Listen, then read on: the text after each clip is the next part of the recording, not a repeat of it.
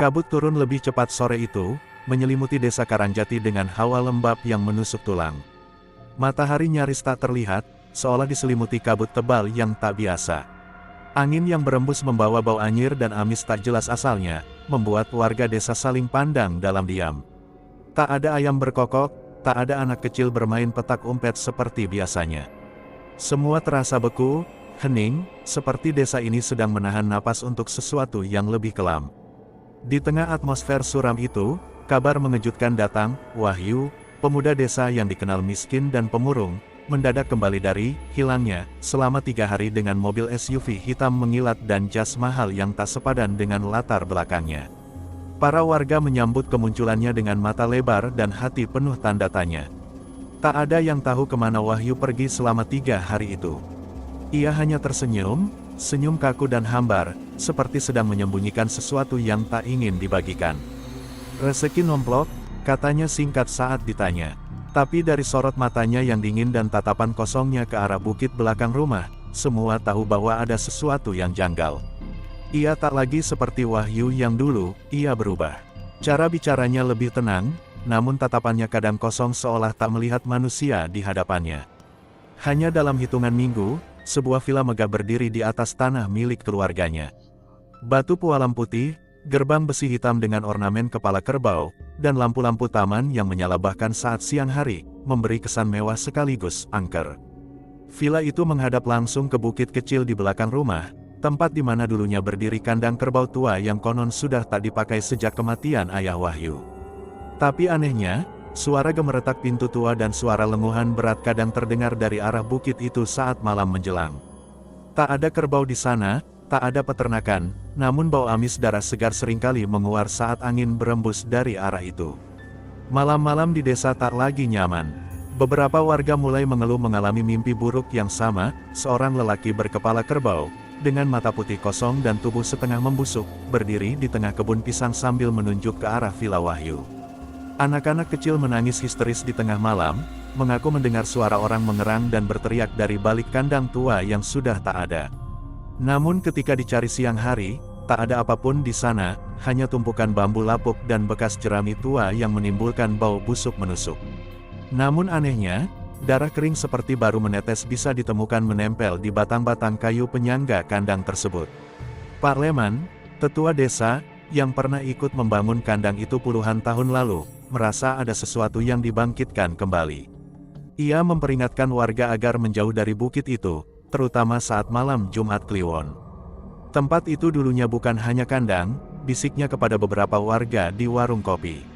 Itu tempat ayah Wahyu dulu menyimpan sesuatu yang bukan dari dunia kita. Bukan hanya kerbau, tapi tumbal. Kata-kata Pak Leman mengendap di kepala warga seperti kabut yang tak bisa diusir. Mereka mulai curiga bahwa kekayaan Wahyu bukan hasil kerja keras, tapi hasil perjanjian, sebuah pesugihan. Suatu malam, bau busuk yang biasanya samar tiba-tiba menjadi sangat menyengat.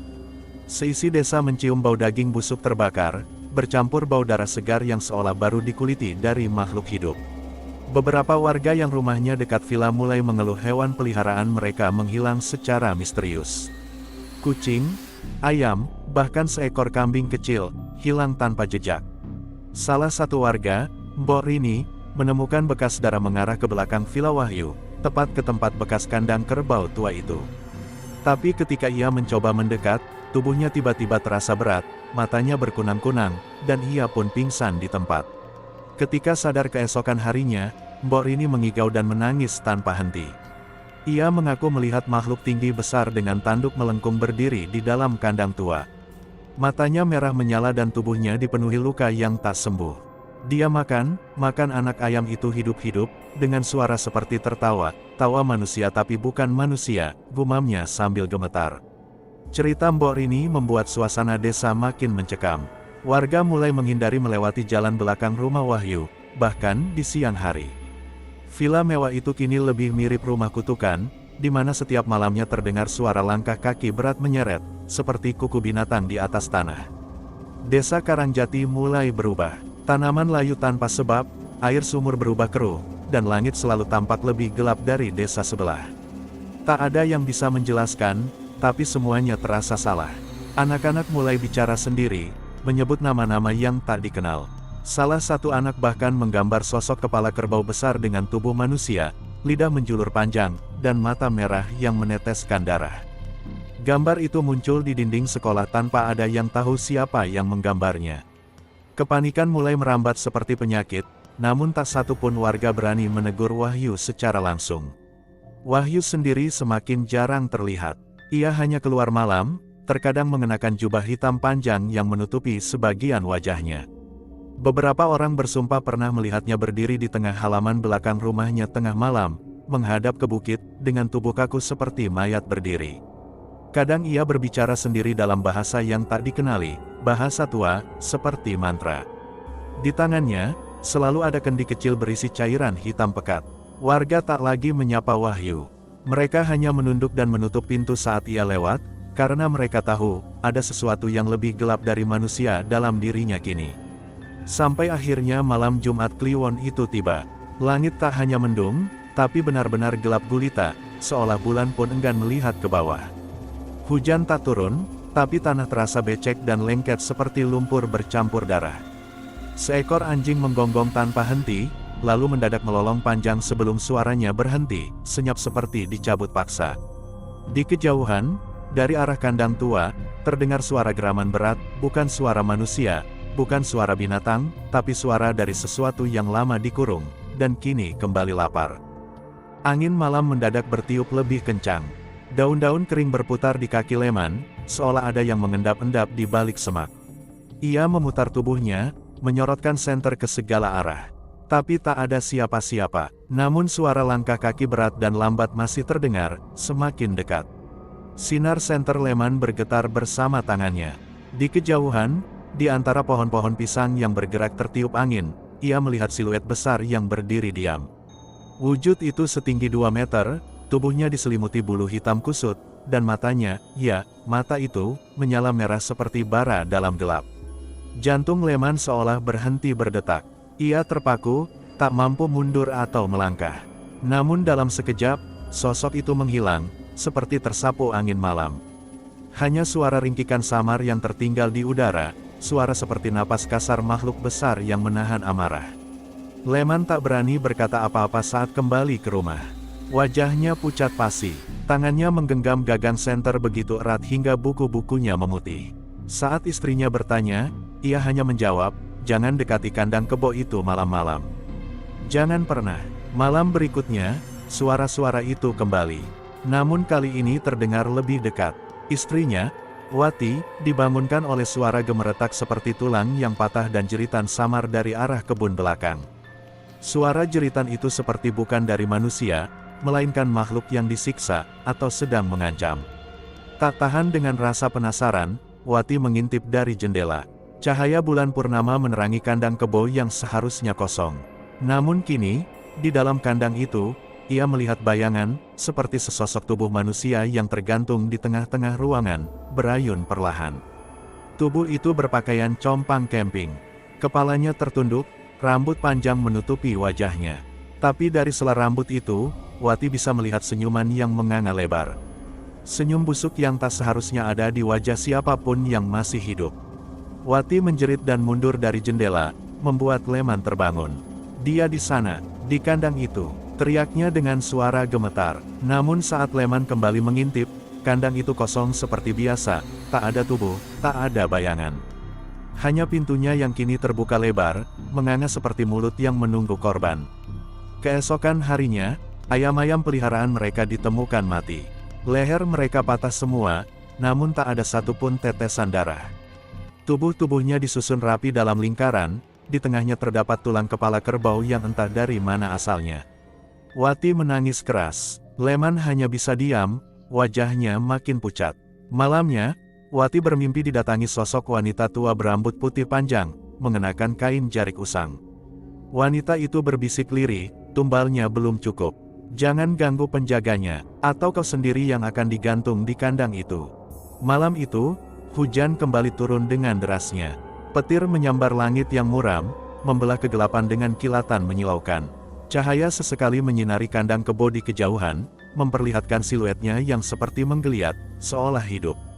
Rasa takut yang Maya rasakan bukan lagi sekadar kecemasan biasa, ia seperti sedang berada di ambang dua dunia, di mana batas antara nyata dan gaib sudah semakin kabur.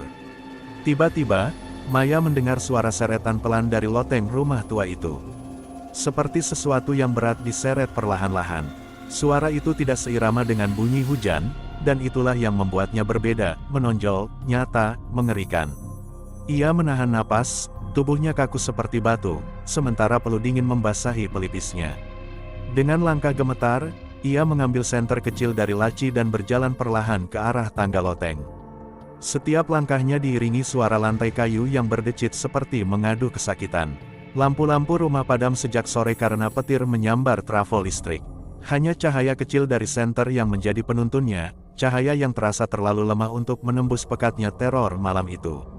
Ketika ia membuka pintu loteng, udara dingin menyergap wajahnya. Aroma apak dan anyir seperti bangkai tua menyeruak dari balik celah-celah kayu. Maya merasa ada sesuatu yang mengintainya dari kegelapan di ujung ruangan. Ia mengarahkan cahaya senter, dan dalam sekejap, ia melihat kain putih tergantung, mengayun perlahan, dengan noda coklat kehitaman seperti bekas darah kering menempel di sudutnya. Ia tertegun, napasnya tercekat. Lalu, dari balik kain itu, sebuah suara pelan terdengar, suara embusan napas berat seperti dari tenggorokan yang rusak. Maya melangkah mundur, tapi tubuhnya terpaku, seolah kaki dan lantai menyatu. Kain putih itu kembali bergerak, kali ini seperti disentuh dari baliknya. Sebuah tangan kurus berkulit abu-abu perlahan menyibak kain tersebut. Maya menjerit, tapi suaranya tertelan badai. Ia berlari menuruni tangga, hampir terjatuh. Jantungnya berdegup tidak beraturan, seolah hendak meloncat keluar dari dadanya. Di ruang bawah, ia melihat Pak Darto berdiri di ambang pintu, mengenakan jubah hitam lusuh dengan topi caping tua yang basah kuyup. Tatapan matanya kosong, namun wajahnya tersenyum miring, senyum yang bukan berasal dari manusia waras. "Kamu sudah melihatnya," ucap Pak Darto pelan, seperti suara dari balik mimpi buruk. "Itu, bagian dari perjanjian yang tak bisa dibatalkan." Maya menggeleng, berlari menuju pintu depan, tapi pintu itu tak bisa dibuka. Gagangnya berubah panas membara, seperti dijaga oleh kekuatan tak kasat mata. Seluruh rumah terasa hidup dan memerangkapnya. Di balik jendela, kilatan petir memperlihatkan siluet hitam besar di dekat kandang kebo. Sosok itu lebih tinggi dari manusia, berdiri membungkuk dengan kepala menghadap rumah. Matanya menyala merah seperti bara api, dan tubuhnya berlapis lumpur kering serta jerami menempel seperti bulu. Maya tahu, makhluk itu bukan dari dunia ini. Tiba-tiba, suara tangisan anak kecil terdengar dari dalam kamar belakang, pelan, lirih, memohon. Maya berjalan terpancing ke arah suara itu, menembus lorong gelap yang membelok ke sisi kiri rumah. Dinding lorong dipenuhi goresan aneh dan bercak hitam yang masih basah. Bau anyir semakin kuat, membuat Maya mual. Saat ia membuka pintu kamar, ia menemukan sebuah boneka jerami berdiri tegak di tengah ruangan, dengan pita merah melilit lehernya. Di balik boneka itu, tergambar di dinding sebuah lingkaran ritual dengan darah yang masih menetes perlahan dari ujung simbolnya.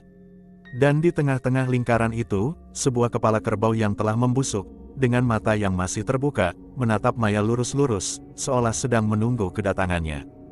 Udara di dalam kandang mendadak terasa lebih berat, seperti ada sesuatu yang menghisap keberadaan mereka. Cahaya senter Rudy bergetar, seiring tangannya yang mulai gemetar tak terkendali. Dinding kayu lapuk yang mereka sentuh terasa lembab, seolah baru saja terkena cipratan darah hangat. Rika menahan napas ketika mendengar sesuatu merintih, bukan suara manusia, bukan pula suara hewan. Itu seperti suara kesakitan yang sudah lama terpendam. Langit-langit kandang menghitam, dan dari sela-sela jerami tua yang menempel, menetes cairan hitam pekat berbau amis menyengat. Ratna menjerit pelan saat setetes cairan itu jatuh ke pundaknya. Ia mencoba menyeka, tapi noda hitam itu tak mau hilang, malah meresap seperti tinta ke kulitnya. Di sudut ruangan, sesosok bayangan besar berdiri diam, tak bergerak, namun terasa mengawasi setiap gerakan mereka. "Jangan bergerak," bisik Maya, suaranya nyaris tak terdengar. Tapi terlambat, Rudy melangkah mundur dan menginjak sesuatu yang retak. Bukan kayu, melainkan tengkorak. Tengkorak manusia. Tiba-tiba lantai kandang berguncang, dan jerami mulai bergerak sendiri, seolah ada sesuatu di bawah sana yang hendak keluar. Jerami-jerami itu terlempar ke udara, dan dari bawahnya muncul tangan-tangan hitam yang kurus dan panjang, menggeliat mencari. Salah satunya hampir menarik kaki Maya, tapi ia sempat meloncat ke belakang dengan teriakan panik. Tubuh-tubuh yang seharusnya mati mulai merangkak keluar dari lantai kandang. Tak ada wajah, hanya rongga hitam dan lidah panjang menjulur. Ratna mulai berdoa dengan suara bergetar, membaca ayat-ayat yang masih ia hafal sejak kecil. Tapi suara itu malah membuat makhluk-makhluk itu menggeram, seakan terganggu oleh kehadiran doa. Salah satu dari mereka mendekat, perlahan namun pasti, dengan gerakan terputus-putus seperti mayat digerakkan tali. Langit di luar mendadak menggelegar, dan kilat menyambar pepohonan di sekitar kandang. Dalam cahaya kilat yang menyala sekejap, mereka melihat sesuatu yang berdiri di tengah kandang, lebih tinggi, lebih mengerikan, dengan tanduk hitam melengkung dan tubuh dibungkus kain lusuh berlumur darah. Wajahnya tidak manusia, tapi juga bukan binatang. Ia berdiri diam, memandang mereka dengan mata merah menyala. Itu dia, gumam Maya, tubuhnya kaku. Itu yang disebut dalam cerita penjaga kandang, makhluk pesugihan. Sosok itu membuka mulutnya, dan dari dalamnya keluar suara ribuan bisikan sekaligus, seolah seluruh arwah tumbal yang pernah diberikan, kini berbicara bersamaan. Ratna jatuh terduduk, tak sanggup lagi berdiri. Ia memandang ke sekeliling, dan kini kandang tak lagi seperti bangunan reyot biasa. Dindingnya berubah menjadi daging hidup, berdetak dan mengalirkan darah dari sela-selanya. Lantai berubah menjadi permukaan licin berdenyut, seperti berada di dalam perut raksasa yang busuk. Maya tersadar, mereka bukan lagi di dunia nyata. Mereka telah masuk ke dalam perjanjian yang tidak dimengerti. Ruang dan waktu terdistorsi. Setiap langkah menjauh dari pintu malah membawa mereka lebih dalam ke tengah kandang. Ratna mencoba keluar, tapi langkahnya hanya membawanya kembali ke tempat semula, tepat di hadapan sosok bertanduk itu. Sosok penjaga itu mengangkat tangannya, tulang hitam panjang dengan kuku tajam, lalu menunjuk mereka satu persatu. Di sekelilingnya, makhluk-makhluk mengerikan mulai merangkak, mengelilingi mereka dalam lingkaran. Lingkaran yang sama dengan simbol di lantai yang kini menyala merah, seperti api dari dunia lain telah membara di bawah tanah. Lantai tanah di dalam kandang seketika basah oleh darah. Bukan darah segar, tapi berwarna hitam pekat, seperti cairan busuk yang telah lama mengendap. Bau amis dan busuk menusuk hidung seperti daging yang membusuk dalam kubur. Riko mundur setapak, tapi langkahnya terpeleset oleh genangan darah itu. Ia jatuh terduduk, dan merasakan sesuatu yang lunak di bawah tubuhnya, bukan tanah, tapi seperti tubuh yang membusuk tertimbun di bawah lapisan lumpur. Tiba-tiba, suara lolongan lembut terdengar lagi, kali ini sangat dekat, seakan berasal dari balik dinding tanah di sampingnya. Riko menatap dinding itu, dan perlahan, dinding tersebut mulai merekah, tanahnya menggembur seolah ada sesuatu dari baliknya yang mencoba keluar. Tanah menggembung, retak, dan kemudian, sepasang tangan keriput menyembul keluar. Tangan itu hitam, kukunya panjang, dan bergerak perlahan seperti menggali dari dalam kubur.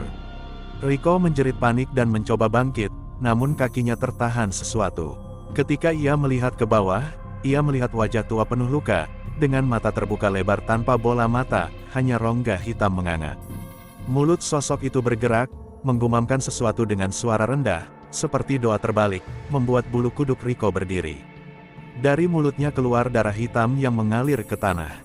Dalam ketakutan yang tak tertahankan, Riko akhirnya berhasil berdiri dan berlari keluar kandang.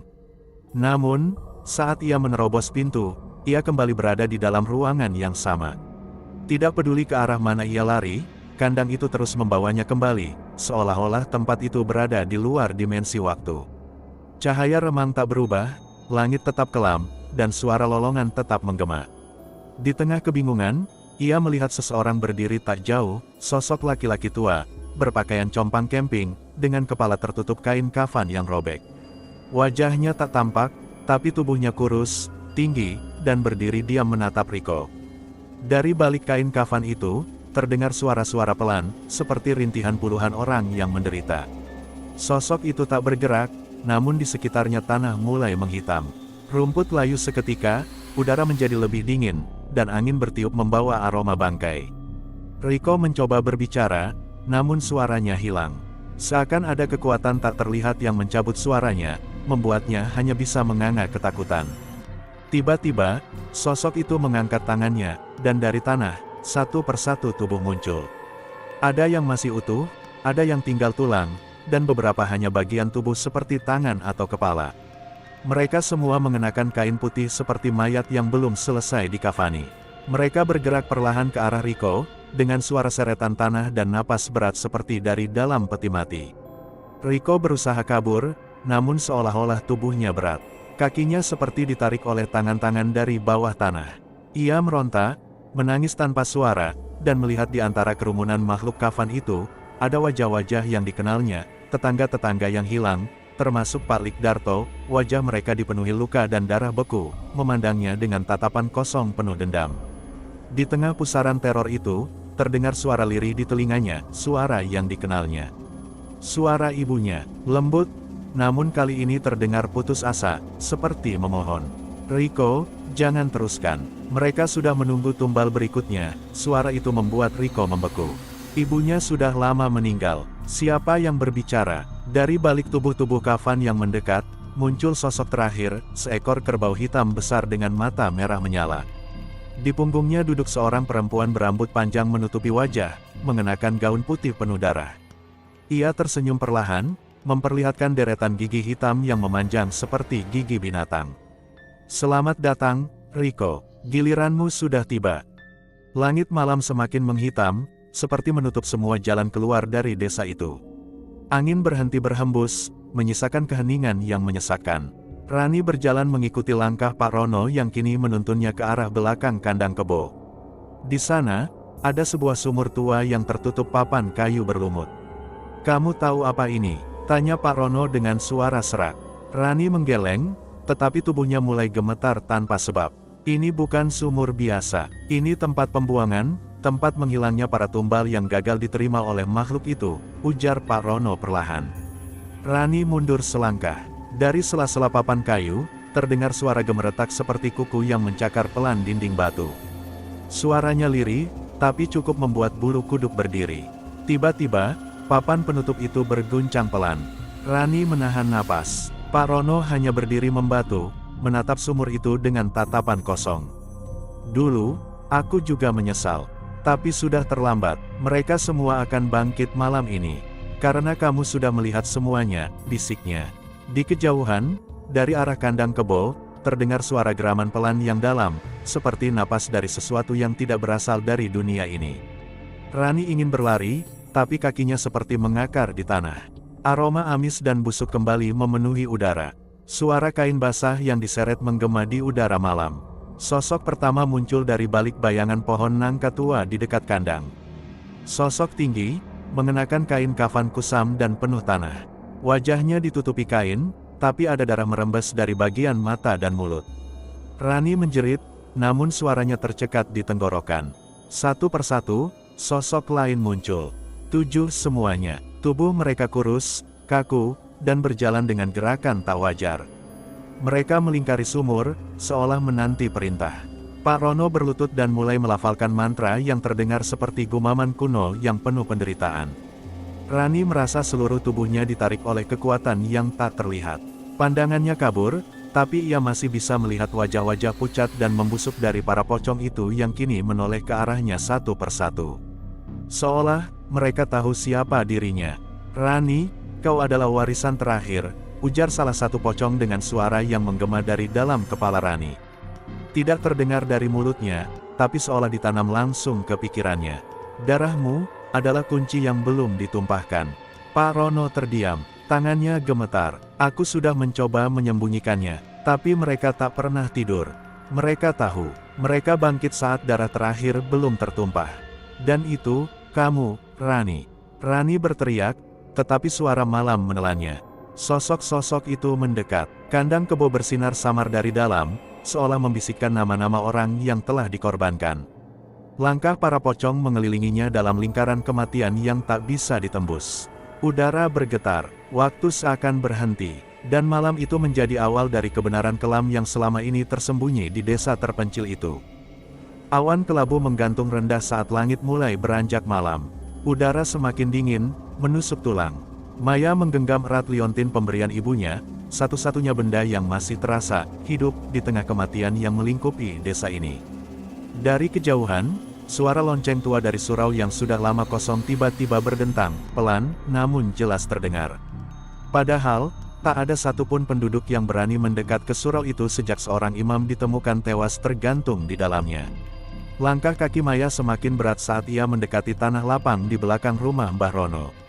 Kandang kebo berdiri di sana, gelap, bisu, dan berlumut. Namun kali ini, pintunya terbuka sedikit. Retakan pintu itu mengeluarkan bau busuk bercampur tanah basah, seperti aroma liang lahat yang baru digali. Di ambang pintu itu, tergantung seikat jerami berlumur darah kering, terikat dengan rambut manusia. Tubuh Maya gemetar saat kakinya menginjak tanah becek di depan kandang. Tanpa ia sadari, bayangannya tidak muncul di tanah. Padahal rembulan menggantung terang di langit. Ia sadar, tempat ini bukan sekadar kandang. Ini adalah batas antara dunia yang terlihat dan yang tersembunyi. Tiba-tiba, suara ringkikan terdengar dari dalam kandang, bukan suara sapi, melainkan suara makhluk yang menirukan ringkikan binatang dengan nada yang salah. Tertawa, menangis, suara itu berputar-putar di kepala Maya, membuatnya hampir muntah. Tangannya menutup mulut sendiri, sementara matanya terpaku pada bayangan bergerak di balik pintu kandang. Sesosok bayangan hitam perlahan merayap keluar. Tubuhnya tinggi, dengan kepala ditutupi karung goni yang basah darah. Di tangannya, ia menggenggam tali tambang yang terikat pada leher seekor kerbau tua yang matanya telah membusuk. Kerbau itu melangkah dengan berat, setiap jejak kakinya meninggalkan bercak hitam yang mendesis seperti dibakar. Makhluk berkepala karung itu berhenti tepat di depan Maya. Ia tidak berbicara, hanya mengangkat tangan dan menunjuk liontin di leher Maya. Detik itu juga, liontin itu terasa panas membakar kulit. Maya menjerit dan melemparkannya ke tanah. Liontin itu pecah, dan dari dalamnya keluar segumpal rambut kering dan secarik kain kafan berlumur tanah. Kilasan ingatan menyerbu Maya, ibunya berdiri di tengah sawah pada malam hujan, berbicara pada kerbau yang tubuhnya diselimuti sesajen. Di sekelilingnya, 7 orang berkain hitam berdiri melingkar, membisikkan mantra dengan bahasa yang tak dikenal. Salah satu dari mereka adalah Mbah Rono. Air mata Maya mengalir deras. Semua yang ia ketahui selama ini adalah kebohongan. Ibunya bukan hanya korban, ia bagian dari perjanjian. Dan Maya adalah tumbal yang disiapkan sejak ia masih dalam kandungan. Kerbau busuk itu mengendus tanah di dekat kaki Maya dan mengeluarkan suara geraman rendah. Suara dari dalam kandang kini berubah menjadi bisikan-bisikan yang memanggil namanya. Maya, Maya, di setiap bisikan, tubuh Maya seolah kehilangan bobot, seperti hendak ditarik ke dalam tanah. Dengan sisa tenaga, Maya melangkah mundur, namun kandang itu tampak semakin besar, menelan langit di belakangnya. Di langit, bulan berubah merah darah, dan seluruh desa tenggelam dalam kabut kelabu. Maya tersadar, ia tidak sedang berada di dunia yang sama lagi. Langkah Maya terhenti di depan gundukan tanah yang belum lama dibuka. Bekas-bekas cangkul masih terlihat basah, dan aroma tanah bercampur amis menyengat hidungnya. Di atas gundukan itu, tergeletak seikat rambut manusia yang masih berlumuran darah. Maya menahan napas, berusaha tidak muntah, tapi perutnya berontak. Suara lembut namun menyeramkan terdengar dari balik pohon beringin, suara perempuan menyanyikan tembang Jawa kuno. Suara itu serupa ratapan sekaligus nyanyian penenang jiwa, namun ketika didengar lebih dalam, terasa seperti memanggil arwah dari liang kubur. Maya menoleh cepat, tapi tidak ada siapapun di sana. Udara menjadi lebih dingin, dan embun malam seperti berubah menjadi kabut tebal. Kabut itu perlahan merambat ke arahnya, membentuk bayangan samar yang menyerupai kepala kerbau tanpa tubuh. Bola mata hitamnya kosong, menatap Maya dengan kebencian purba yang tidak bisa dijelaskan dengan logika. Dari balik kabut, muncul bayangan seseorang. Sosok itu mengenakan kain jarik kusam, tubuhnya ringkih, namun wajahnya tak bisa dilihat karena tertutup topeng kayu berwajah kerbau. Sosok itu membawa kendi tanah liat, dari dalamnya menetes darah segar yang mengalir ke tanah, membentuk pola aneh seperti simbol kuno di sekitar Maya. Jantung Maya berdegup kencang, dia melangkah mundur, namun tanah di bawah kakinya terasa seperti menarik dirinya ke dalam. Ia melihat simbol yang tergambar itu mulai menyala merah samar, dan kabut berputar membentuk lingkaran. Tiba-tiba, terdengar suara geraman berat, seperti nafas dari sesuatu yang bukan manusia. Dalam sekejap, Tanah di tengah simbol itu retak, dan dari celahnya muncul tangan-tangan hitam seperti arang, dengan kuku tajam dan bau busuk seperti bangkai. Tangan-tangan itu mencoba meraih Maya, menariknya masuk ke dalam kegelapan tanah. Ia berteriak histeris dan berlari sekuat tenaga menjauh dari pusaran setan itu. Namun seberapa jauh pun dia berlari, ia kembali ke tempat yang sama. Kandang kebo itu, pohon beringin itu, gundukan tanah itu, dan sosok bertopeng kerbau itu kini berdiri tepat di hadapannya, tidak lagi memegang kendi, melainkan memegang sesuatu yang lebih mengerikan, kepala manusia yang matanya masih melirik liar. Sosok itu membuka topengnya perlahan. Di baliknya bukanlah wajah manusia, melainkan wajah kerbau membusuk dengan mata kosong dan senyum menyeringai. Dari mulutnya, terdengar gumaman mantra, yang menapak tanah leluhur, tak bisa pulang sebelum menebus darah yang tertumpah. Maya mundur tersandung, terjatuh ke tanah. Ketika mencoba bangkit, di sekelilingnya berdiri 7 sosok berpakaian serba hitam, dengan wajah tertutup kain kafan. Mereka tidak bergerak, namun keberadaan mereka menciptakan aura tekanan mencekam. Mereka seperti penjaga ritual yang sudah berlangsung selama berabad-abad. Satu dari mereka melangkah maju, mengangkat tangan dan menunjukkan potongan rambut Maya sendiri. Ia baru sadar bahwa rambutnya kini setengah botak, entah kapan dan bagaimana rambut itu diambil. Suara-suara berbisik menyelimuti seluruh udara, mengucap nama Maya berulang kali, seperti memanggilnya untuk menjadi tumbal berikutnya. Langkah Rara semakin berat ketika melewati lorong sempit yang dipenuhi tali-tali rafia hitam tergantung dari langit-langit seperti jaring laba-laba. Tiap ujung tali itu menggantungkan benda-benda aneh, boneka bayi yang gosong, keris berkarat, dan potongan rambut manusia yang menggumpal. Rara berusaha menahan napas, namun aroma amis bercampur dupa dan daging busuk menyergapnya dari segala arah. Di ujung lorong, ia melihat dinding yang dipenuhi coretan tulisan Jawa kuno yang seolah baru ditulis dengan darah segar. Di tengah coretan itu, terdapat simbol mata satu berwarna merah menyala. Begitu matanya menatapnya terlalu lama, simbol itu tampak berdenyut hidup, seperti jantung yang berdetak. Tiba-tiba terdengar suara tangisan bayi, pelan tapi nyaring, memantul di dinding-dinding lembab lorong. Rara menoleh cepat, namun tak ada siapa-siapa. Ia tahu suara itu bukan ilusi. Ada sesuatu yang benar-benar menunggu di kedalaman kandang kebo ini, dan itu belum menampakkan wujudnya sepenuhnya. Ketika ia melangkah lebih dalam, lantai tanah di bawahnya mulai mengeluarkan suara basah, seperti menginjak organ dalam tubuh. Lumpur merah kehitaman mulai merembes dari sela-sela lantai, menggenangi kakinya hingga mata kaki. Saat ia melihat ke bawah, ia menyadari bahwa itu bukan lumpur, melainkan darah yang hangat. Dari balik tirai kain putih yang tergantung di depan, muncul sosok samar, seorang perempuan tua dengan rambut putih panjang menjuntai ke lantai, mengenakan kebaya robek dan mata yang kosong. Perempuan itu melayang pelan, tidak menyentuh tanah, mendekati Rara dengan tubuh gemetar dan mulut yang komat kamit membaca mantra tak dikenal.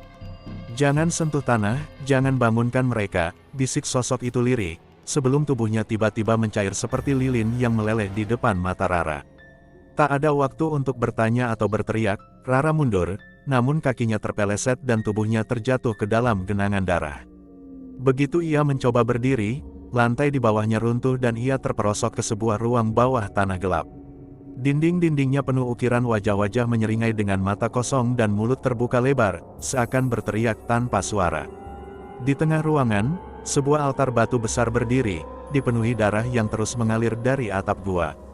Di atas altar, sebuah patung kepala kerbau menghitam dikelilingi lilin merah yang terus menyala meski tak ada angin. Ada suara dari kegelapan, langkah kaki menyeret, dan napas berat, lalu suara banyak orang yang berdoa bersamaan dalam bahasa kuno yang tak dimengerti. Rara mematung. Suara itu datang dari segala arah.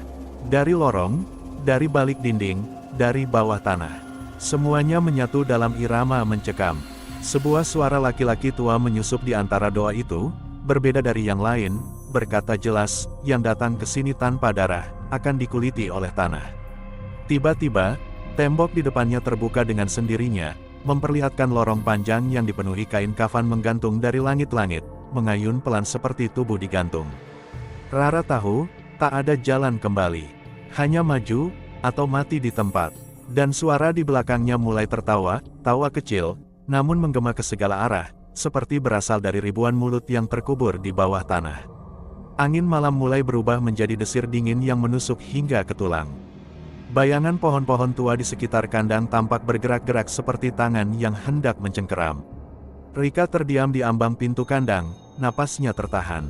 Langkah kaki Andri terdengar di belakangnya, lambat, berat, seperti terbebani oleh dosa masa lalu.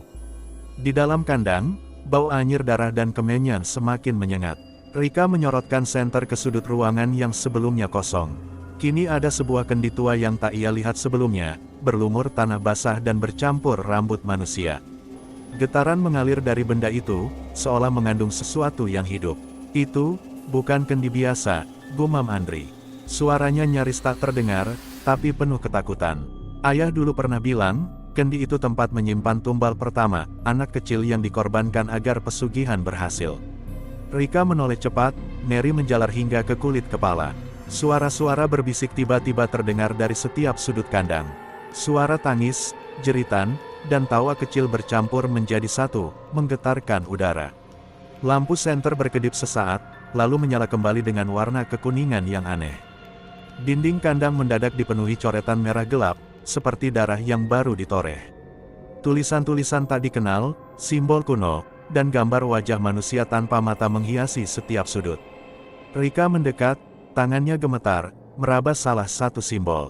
Seketika itu pula, tanah di lantai kandang mulai bergolak. Lumpur menganga, dan dari dalamnya muncul tangan-tangan hitam, kurus, kaku, mencakar-cakar permukaan. Satu persatu, sosok berwujud anak-anak dengan mata kosong dan tubuh membusuk merangkak keluar, mengerang pelan, memanggil nama Rika. Rika menjerit dan mundur, tapi Andri berdiri terpaku. Matanya kosong, mulutnya berkomat kamit seperti membaca mantra. Mereka bukan ingin membunuhmu, katanya lirih. Mereka ingin kau tahu, siapa yang dikorbankan untuk kekayaan keluargaku. Salah satu dari makhluk itu, anak kecil berpakaian sobek dan mata berair darah, mengangkat tangan, menunjuk ke dada Rika. Ibuku, diserahkan demi sawahmu yang tak pernah kekeringan, katanya, suaranya berat seperti berasal dari dasar kubur. Rika tak sanggup menahan air mata. Rasa bersalah, takut, dan jijik bercampur menjadi satu. Ia melangkah mundur, namun kaki Andri sudah lebih dulu terjerat tangan-tangan yang keluar dari tanah.